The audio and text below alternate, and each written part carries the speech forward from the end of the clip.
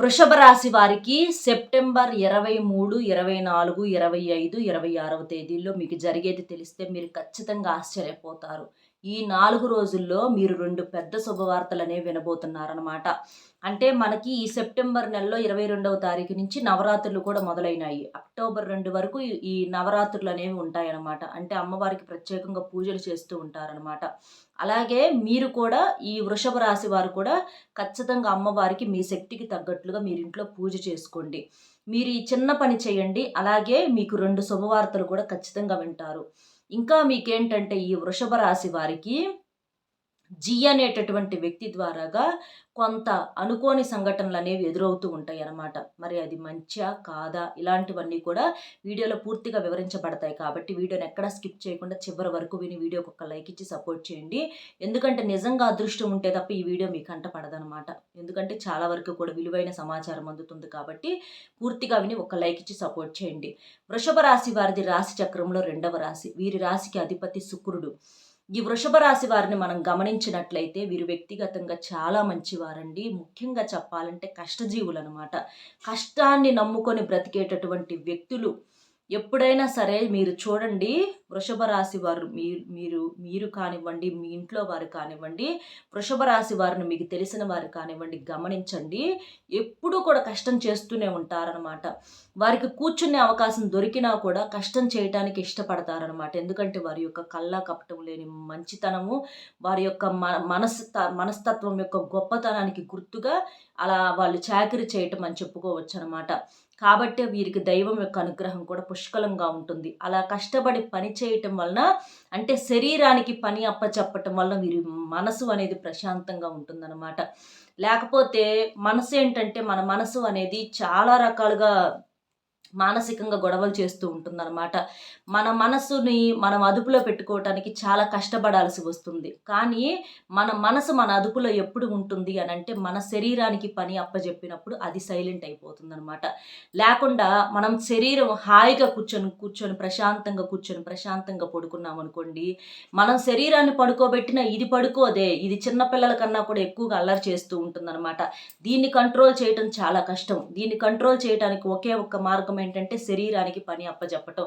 దీనివల్ల ఆరోగ్యం, శారీరక ఆరోగ్యము అలాగే మానసిక ఆరోగ్యం కూడా 2 కూడా పుష్కలంగా ఉంటాయి అన్నమాట. ఎందుకంటే మనిషికి ఆరోగ్యం అంటే ఒకటే అనుకుంటారండి. మనిషికి ఆరోగ్యం అంటే 2 రకాలుగా ఉంటుంది. అది శారీరక ఆరోగ్యము అలాగే మానసిక ఆరోగ్యం అన్నమాట. ఎవరికైతే శారీరకంగా ఆరోగ్యంగా ఉంటారో వారి జీవితంలో చాలా సంతోషంగా ఉండగలుగుతారనమాట. అంటే చాలా వరకు కూడా కొంతమంది చూడండి, డబ్బులు విపరీతంగా సంపాదిస్తూ ఉంటారు. దానికి తోడు జబ్బులు కూడా సంపాదించుకుంటూ ఉంటారనమాట. ఎందుకంటే ఎక్కువగా టెన్షన్స్, మానసిక ఒత్తిడి, ఇంకా వారితో పోటీ వీరితో పోటీ, ముందుకు వెళ్ళాలి, దూసుకు వెళ్ళాలి, అది ఇది అని చెప్పేసేసి వీరికి మానసిక ఒత్తిడి అనేది చాలా ఎక్కువగా ఉంటుందన్నమాట. కానీ మీకు ఎప్పుడైతే మానసిక ఒత్తిడిని తగ్గించుకొని ఉన్న దాంట్లో, కొంతమందిని చూడండి పూరి గుడిసెల్లో ఉంటారు. పూరి గుడిసెల్లో ఉన్నప్పటికీ కూడా వాళ్ళు తినేది అన్నమే. కొంచెం అన్నం తింటారు. అందులో కూడా కూర కూడా ఉంటుందో ఉండదో కూడా సరిగ్గా తెలియదనమాట. నీళ్ళ మజ్జిగ పోసుకొని తింటారు. కొంతమంది నీళ్ళే పోసుకొని తింటూ ఉంటారు. అయినా కూడా చూడండి వాళ్ళు 100 ఏళ్ళు బతుకుతారనమాట. మీరు గమనించండి, కొంతమందిని మీరు గమనించండి. అలాగా కూటికి లేకపోయినా అన్నంలో నీళ్లు కలుపుకొని తినేవాళ్ళు, తాగేవాళ్ళు 100 సంవత్సరాలు హాయిగా బతుకుతున్నారు. కానీ కొంతమంది బాగా డబ్బున్నోళ్ళని చూడండి, బాగా మంచి ఫుడ్ తింటారు. అంటే ఫ్రూట్స్ తింటారు, జ్యూసులు తాగుతారు, నట్స్, బాదం పప్పులు, జీడిపప్పులు, ఇట్లా పిస్తా పప్పులని, వాల్నట్స్‌లని, రకానికి ఒక కాయ, దానిమ్మకాయలు, యాపిల్ కాయలు, ఇట్లా చాలా రకాలుగా తింటా ఉంటారు ఆరోగ్యం కోసమని. ఆరోగ్యపరంగా తినటం మంచిదే, కాదని అంటల్లా. కానీ మీరు ఎన్ని తిన్నప్పటికీ కూడా మీకు మనశ్శాంతి అనేది లేకపోతే అది మట్టితో సమానం కదా! అంత ఖర్చు పెట్టి మీరు తింటున్నది మీ శరీరానికి పట్టాలంటే మనశ్శాంతి ఉండాలిగా. అలా తింటూ ఉంటారు గానీ, అయినా కూడా వాళ్ళకి ఎప్పుడూ ఏదో ఒక హెల్త్ ప్రాబ్లమ్స్ ఉంటూనే ఉంటాయి. 60, 70 ఏళ్ల కన్నా కూడా వాళ్ళు, అంతకన్నా కూడా వాళ్ళ లైఫ్ అనేది ఉండదనమాట. అలా ఉంటూ ఉంటారనమాట. అంటే అన్నంలో నీళ్లు పోసుకొని గంజి తాగిన వాళ్ళే 100 ఏళ్ళు బతుకుతున్నారు. ఇలా జ్యూసులు తాగి హ్యాపీగా 100 రకాలు తిన్నోళ్ళేమో 50, 60 ఏళ్ళే. అలా ఉంటుందన్నమాట. కాబట్టి ఇక్కడ జీవితంలో మనం సంపాదించాల్సినటువంటి నిజమైన ఆస్తి ఏంటనేది మీకు ఇప్పటికీ అర్థమై ఉండాలి. జీవితంలో మనం ఎన్ని కోట్లు సంపాదించామా అన్నది ముఖ్యం కాదు. ఎంత గొప్పగా బతికామా అన్నది ముఖ్యం కాదు. మనము మన ఆయుష్ని ఎన్నాళ్ళు బతికామా అన్నది నిజమైనటువంటి ఆస్తి అనమాట. అంటే ఇప్పుడు 100 ఏళ్ళు బతికిన వాళ్ళు నిజమైన ఆస్తిపరులా? లేకపోతే 50 ఏళ్ళ అర్ధాయుష్‌తో ఉండేవాళ్ళు నిజమైనటువంటి ఆస్తిపరులా? కాబట్టి అది మీరు ఒక్కసారి ఆలోచించండి. ఎందుకంటే 100,00,00,000 ఉన్నప్పటికీ కూడా ఆ 50 ఏళ్ల వ్యక్తిని మళ్ళీ ఒక్కరోజు తిరిగి రమ్మన్నా కూడా వెనక్కి తిరిగి రారు కదా! అట్లాగా జీవితానికి నిజమైనటువంటి ఆస్తి ఏంటంటే ఆయువనమాట. అంటే అది మన మనసును కంట్రోల్‌లో ఉంచుకునే దాన్ని బట్టి. కాబట్టి మన మనసు మనం కంట్రోల్‌లో ఉంటే మట్టి తిన్నా కూడా అది బంగారం అవుతుంది. దానివల్ల మన శరీరానికి నష్టం అనేది కలగదు. మనసు సరిగ్గా లేనప్పుడు మీరు బంగారం తిన్నా కూడా అది మట్టిగా మారిపోతుందనమాట. కాబట్టి మనిషి జీవితానికి ఎప్పుడైనా కావాల్సింది తృప్తి. ఏదైనా సరే ఒక లిమిట్ అనేది ఉండాలనమాట. ఆశకి కూడా హద్దు ఉండాలి. కాబట్టి గుడిసెలో బతికామా, పెద్ద బంగళాలో బతికామా అన్నది లెక్క కాదు. గుడిసెల్లో బతికిన వాళ్ళు 100 ఏళ్ళు బతుకుతున్నారు. ఏది? గంజి తాగుతూ. అలాగే బంగళాల్లో ఉన్నవాళ్ళు పంచభక్ష పరమాణాలు తింటూ అర్ధాయుషులతోనే ఉంటున్నారు. మరి దానికేమని చెప్పుకోవాలండి? ఒకసారి మీరు ఆలోచించండి. కాబట్టి ఇలాగా ఈ వృషభ రాశి వారు కష్టజీవులు అని చెప్పటం కోసం ఇదంతా చెప్పటం అనేది జరుగుతుందనమాట. మీ కష్టమే మిమ్మల్ని కాపాడుతుంది. ఎప్పుడైనా సుఖంగా, హాయిగా కూర్చోవాలి, ఒకళ్ళ చేత పని చేపిచ్చుకోవాలి అని అనుకున్న వాళ్ళు ప్రశాంతంగా ఎవ్వరూ కూడా ఉండరనమాట. వాళ్ళు అంటే అట్లా హ్యాపీ అని అనుకుంటారు తెలియక. కానీ నిజమైనటువంటి అదృష్టవంతులు ఎవరు అంటే పని చేపిచ్చుకునే వాళ్ళు కాదు. పని చేసే వాళ్ళే నిజమైనటువంటి అదృష్టవంతులు. కొన్ని కొన్ని విషయాలేంటంటే మనసుతో చదివే వాళ్ళకి అర్థమవుతాయండి. కళ్ళు మనసులే ఎందుకంటే భూమి మీద మనసున్న మనుషులు ఈ రోజుల్లో చాలా తక్కువగా ఉంటున్నారనమాట. మనసులు ఎవరికీ పని చేయట్లా. వాళ్ళకి కళ్ళకి కనిపిచ్చేదే నిజము. ఏది జరిగేది అదే ఇక అంటే తెల్లనియన్ని పాలు, నల్లనివన్నీ నీళ్ళు ఇట్లా అనుకుంటూ ఉంటారనమాట. మనసు పనిచేసి ప్రతి విషయాన్ని కూడా లోతులతో ఆలోచించే వాళ్ళకి ఇలాంటి గొప్ప విషయాలనేవి అర్థమవుతూ ఉంటాయి అన్నమాట. కాబట్టి ఈ వృషభ రాశి వారు చాలా అదృష్టవంతులుగా మనం చెప్పుకోవచ్చండి. ఆ విషయంలో మాత్రం మానసికంగా చాలా సంతోషంగా ఉంటారనమాట. బాధలు ఉంటాయి. బాధలు ఉన్నప్పటికీ, చేసినప్పటికీ కూడా వీరు కష్టపడేటటువంటి ఆ తీరును బట్టి ఎటు పోయే ఎటు పోతా ఉంటాయి. వచ్చేవి వస్తా ఉంటాయి, పోయేవి పోతా ఉంటాయి అనమాట. పెద్దగా కూర్చొని వీళ్ళు పనిమాల పని కట్టుకొని అయితే బాధపడరని చెప్పుకోవచ్చు అనమాట. కాబట్టి వీరికి దైవానుగ్రహం కూడా పుష్కలంగా ఉంటుంది. ఎందుకంటే వీళ్ళు నమ్మేది ఒకటే సిద్ధాంతం. మనం ఎవరిని ఇబ్బంది పెట్టము. మనల్ని ఎవరన్నా ఇబ్బంది పెట్టాలని చూస్తే మనం వాళ్ళని చూడకపోయినా, మనం వాళ్ళని ఏం చేయలేకపోయినా భగవంతుడు అనేవాడు చూసుకుంటూ ఉంటాడు అని చెప్పేసి వీళ్ళు గట్టిగా నమ్ముతూ ఉంటారనమాట. కాబట్టే వీరికి జీవితాంతం కూడా ఒక మానసిక తృప్తి అనేది ఖచ్చితంగా ఉంటుందన్నమాట. అలా జరిగిపోయిద్ది. అంటే వీరికి తిండికి కానీ, బట్టలకు కానీ, ఇట్లా జరుగుబాటుకు కానీ ఎటువంటి లోటు ఉండదు. పనులు కూడా వీరిని వెతుక్కుంటూ వస్తాయన్నమాట. కాబట్టి మీరు ఈ పనులు కూడా ఈ సమయంలో మీరు ఎంత తెలివిగా చేసుకోగలిగితే అంత ఒక రూపాయి వెనకేసుకోవచ్చనమాట. చెయ్యండి పని. కానీ ఆ పనికి ఒక రూపాయి వచ్చేటట్లుగా చూసుకోండి. అలాగే డబ్బును కూడా జాగ్రత్త చేసుకోండి. ఈ వృషభ రాశి వారిలో ఉన్నటువంటి ఒకే ఒక చిన్న మైనస్ పాయింట్ ఏంటంటే డబ్బును వృధాగా ఎక్కువగా ఖర్చు చేస్తూ ఉంటారు. చేతిలో డబ్బులుంటే నిలబడవనమాట వీళ్ళకి. ఎక్కువగా అవని మళ్ళీ చేసుకుంటాంగా, మళ్ళీ వాడుకుంటాంగా, మళ్ళీ తెచ్చుకుంటాంగా అన్నట్లుగా ఎక్కువగా ఖర్చులు చేస్తూ ఉంటారనమాట. మీరు ఆ ఖర్చులను కాస్త అదుపులో పెట్టినట్లయితే మీరు చేసే కష్టానికి, మీకు వచ్చే డబ్బుకి జీవితంలో మిమ్మల్ని కొట్టిన వాళ్ళు ఎవరు కూడా ఉండరనమాట. అంత మంచిగా వెనకేసుకొని చూపిస్తారనమాట. కాబట్టి అవసరాలకు వాడుకోండి, తప్పు లేదు.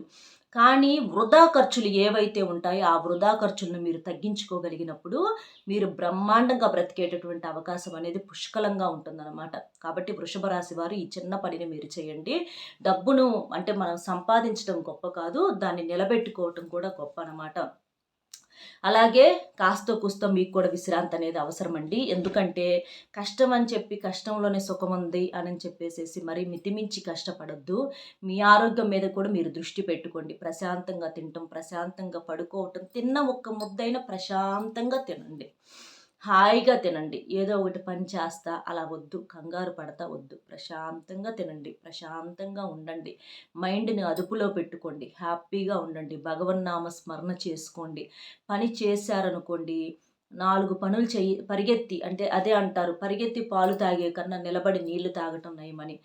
పరిగెత్తి హడావుడిగా అక్కడ ఆ పని చేసి అక్కడ ఒక రూపాయి తెచ్చుకోవాలి. ఇక్కడ ఈ పని చేసి ఇక్కడ కూడా ఒక రూపాయి తెచ్చుకోవాలి. మళ్ళీ అక్కడ తర్వాత ఇంకో చోట తెచ్చేసి అక్కడ కూడా ఇంకో రూపాయి తెచ్చుకోవాలి అని చెప్పేసి ఇలా అనుకోవద్దు. మీరు 4 చోట్ల 4 రూపాయలు తెచ్చుకున్న 4 రోజులు కానీ మీరు పడే టెన్షన్ అనేది ఉంటుంది కదా, దానికి ఆ వచ్చిన ఆ రూపాయలు మొత్తం ఖర్చయిపోతాయి అన్నమాట. కాబట్టి ఒక చోటే చేసుకోండి. ఒక చోటే ప్రశాంతంగా ఒక్క రూపాయి వచ్చినా చాలు. ప్రశాంతంగా హ్యాపీగా రూపాయితో బతికేయొచ్చనమాట.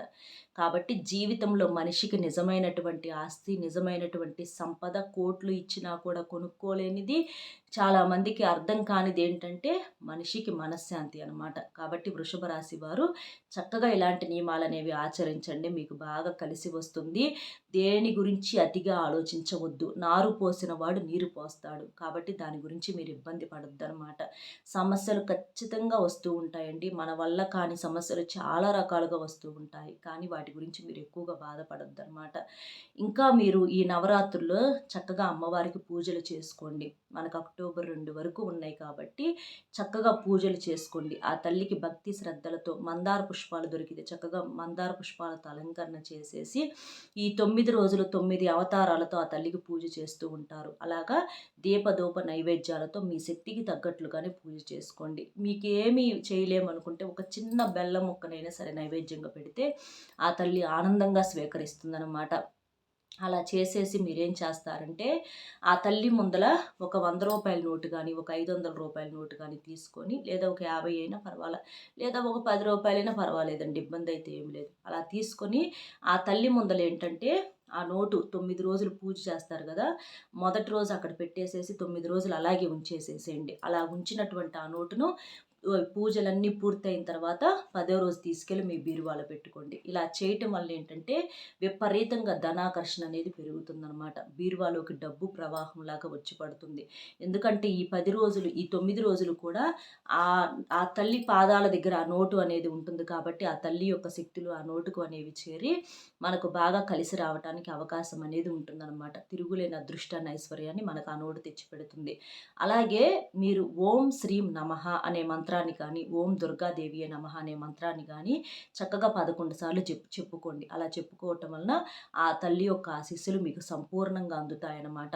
ఇక మీరు వచ్చేటప్పటికి 2 పెద్ద అదృష్టాలు వింటారు అని చెప్పుకున్నాం కదా. ఆ 2 పెద్ద అదృష్టాలు ఏంటి అనంటే, మీకు వచ్చేటప్పటికి చాలా కాలం నుంచి కొంచెం ఇంట్లో కుటుంబ సమస్యలతో అవ్వచ్చు, లేకపోతే ఏదన్నా ఆర్థిక పరంగా ఎక్కడి నుంచైనా మీకు డబ్బు రావాల్సినటువంటి విషయం అవ్వచ్చు, లేకపోతే ఏదన్నా ఒక దూరమైనటువంటి వ్యక్తి గురించి మీరు బాధపడటం అవ్వచ్చు. ఇట్లా ఏదో జరుగుతుంది.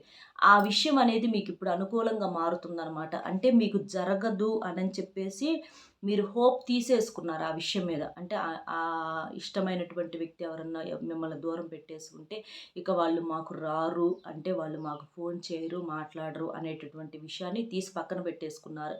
కానీ ఆ వ్యక్తి ఖచ్చితంగా మీ దగ్గరికి వచ్చేటటువంటి అవకాశాలు అయితే గట్టిగా కనిపిస్తున్నాయన్నమాట.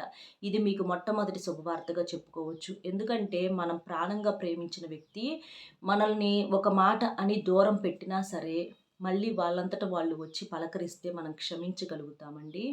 ఎందుకంటే ప్రేమ అనేది అంత పవిత్రమైనది. నిజంగా ప్రేమించే వారికి ఆ ఫీలింగ్ అనేది తెలుస్తుందన్నమాట. కాబట్టి అలాంటి గొప్ప గుణం అనేది మీలో ఉండి వారిని క్షమించి స్వీకరించగలుగుతారనమాట. అయితే నేను చెప్పే విషయం ఏంటంటే వారిని స్వీకరించవద్దు. ఎందుకంటే స్వీకరించుదామని చెప్పేసి మీ మనసుకు అనిపిస్తూ ఉంటుంది. కానీ మిమ్మల్ని గతంలో అంత బాధ పెట్టిన వ్యక్తి, అంత నరకం చూపించినటువంటి వ్యక్తి, ఎంత జరిగితే తప్ప ఒక మనిషిని మనం అనుకొని వదిలేసుకుంటాము. అలాంటి వ్యక్తి మళ్ళీ మన జీవితంలోకి వస్తే వాళ్ళు రెండోసారి బాధ పెట్టరు అనే గ్యారంటీ ఏమన్నా ఉందా ఆలోచించండి. లేకపోతే ఇప్పుడు వదిలేసి వెళ్ళిపోయినటువంటి వ్యక్తులు మళ్ళీ రెండోసారి వదిలేసి పెట్టి వెళ్ళరని చెప్పి ఏమన్నా గ్యారంటీ ఉందా? కాబట్టి మీరు ఆ వ్యక్తిని ఆహ్వానించవద్దు. మీ మనసుని చంపుకోండి. ఎప్పుడో చంపేసుకున్నారు మనసుని. ఇక మళ్ళీ వాళ్ళు ప్రత్యేకంగా చంపుకోవటానికి ఏమీ లేదనమాట. ఎందుకంటే మన మనసు మీద గట్టిగా కొట్టేటటువంటి దెబ్బ అనేది అది మనం ఇష్టపడిన వాళ్ళు మాత్రమే చేయగలుగుతారనమాట. ఎందుకంటే ప్రేమించి అలసైపోతాము. కాబట్టి ఏ మనిషిని కూడా మితిమించి ప్రేమించకూడదు. ప్రతి దానికి కూడా హద్దులు ఉండాలండి. తినే తిండిలో ఉప్పు ఎక్కువైనా తినలేము. తాగే టీలో, కాఫీలో చక్కెర ఎక్కువైనా తాగలేము. అలాగే ప్రేమ ఎక్కువైపోయినా కూడా చులకనగా మారిపోతామన్నమాట. కాబట్టి ఏ వ్యక్తులను కూడా అంత హెవీగా ప్రేమించవద్దు. మిమ్మల్ని మీరు ప్రేమించుకోండి. మీరు చాలా సంతోషంగా ఉండగలుగుతారు. కాబట్టి ఆ వ్యక్తి వల్ల మీ మనసుకు గాయమైంది. వాళ్ళు వదిలేసి వెళ్ళిపోయారు.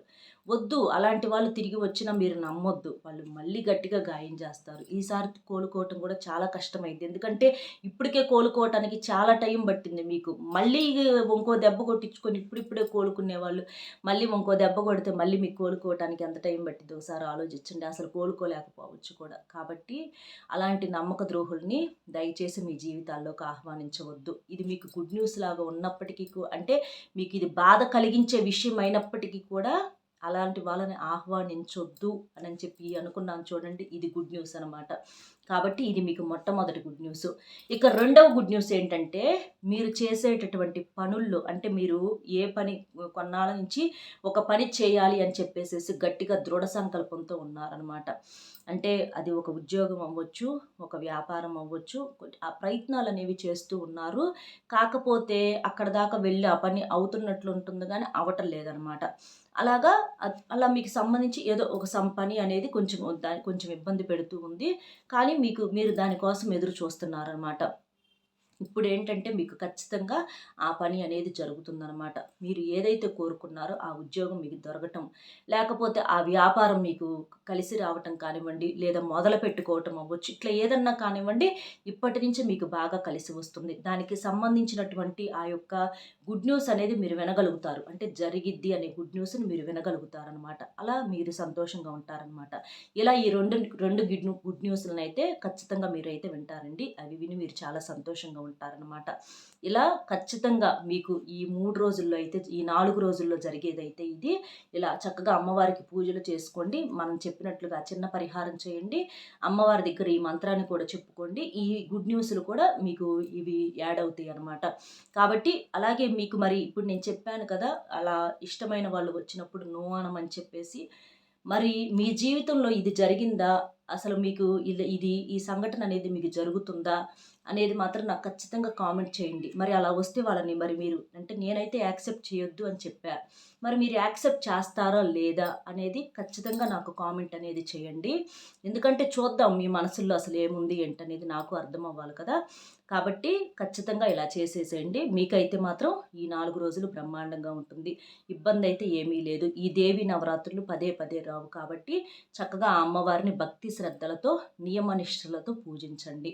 అప్పుడు మీకు బాగా కలిసి వస్తుంది. ఆ అమ్మవారి యొక్క ఆశీస్సులు ఖచ్చితంగా మీకు ఉంటాయన్నమాట. ఇట్లా చేసేసేయండి.